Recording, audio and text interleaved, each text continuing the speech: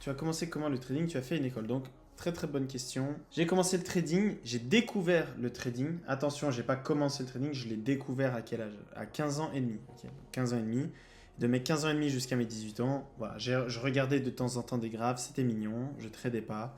J'avais découvert le trading à ce moment-là.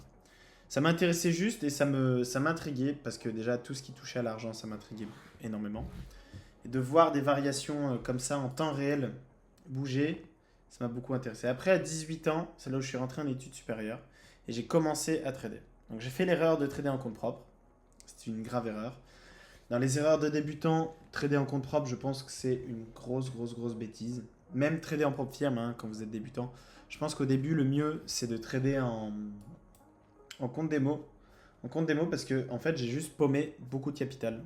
Pendant mes 2 premières années, surtout la première année. La première année, j'ai perdu vraiment pas mal. La deuxième, un peu moins. Et ensuite, je suis rentré en licence 3, en licence banque, finance et gestion des risques.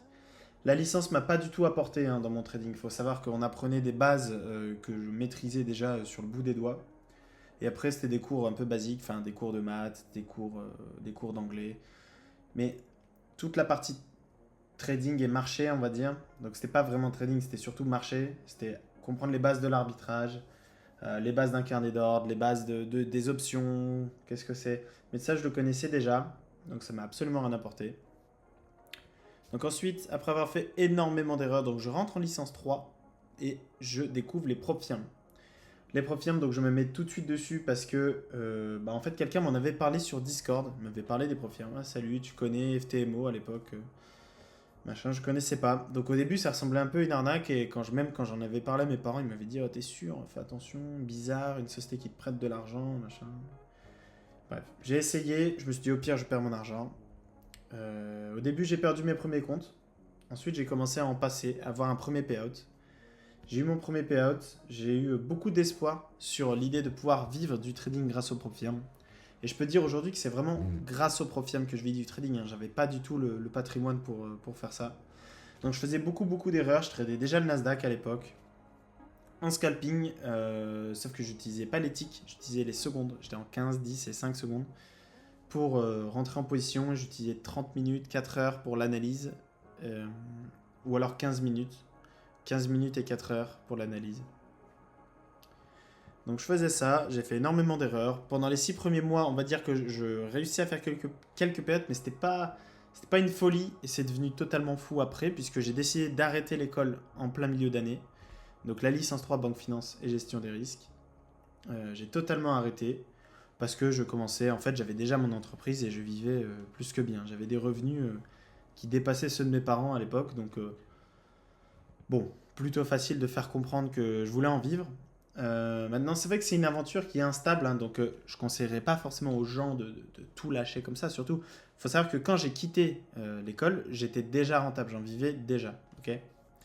Donc du coup, facile de faire le choix. J'ai pas fait un sacrifice en mode j'essaye, je quitte et on verra comment ça se passe. J'en vivais déjà. À l'école, bon, j'écoutais pas trop, hein, même mes 2 premières années d'études supérieures.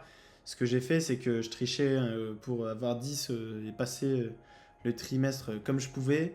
Donc j'avais 10, c'était ridicule. Il faut savoir que toutes les personnes qui me connaissent aujourd'hui m'ont connu derrière un graphique. J'étais en cours sur TradingView, sur mon petit MacBook Air à l'époque. Et tout le monde m'a connu comme ça. Personne ne m'a connu sans le trading. Le trading, c'est quelque chose sur lequel, en fait, on va dire que j'ai glissé dedans. Et c'est pas les formations qui m'ont rendu meilleur. C'est pour ça que je vous dis de pas forcément acheter de formation. Je vous dis de faire des erreurs, de regarder les lives, regarder les vidéos. Elles sont gratuites. Aujourd'hui, la connaissance, elle est gratuite sur YouTube. De rejoindre le Discord, parce que là-dessus, on partage les stratégies. C'est là où on peut s'entraider. Et le but, en fait, ça va pas être. Il n'y a pas une stratégie miracle. Il va y avoir une stratégie qui colle à votre personnalité. Une stratégie qui, quand vous allez la trader, vous allez comprendre. Vous allez avoir une vision de marché. Et ça, il vous faut des idées et de l'expérience. C'est tout. Les idées, vous allez pouvoir les trouver sur le Discord ou sur la chaîne YouTube. L'expérience, c'est en tradant, en faisant des erreurs. Et donc, quand vous commencez le trading, faites de la démo.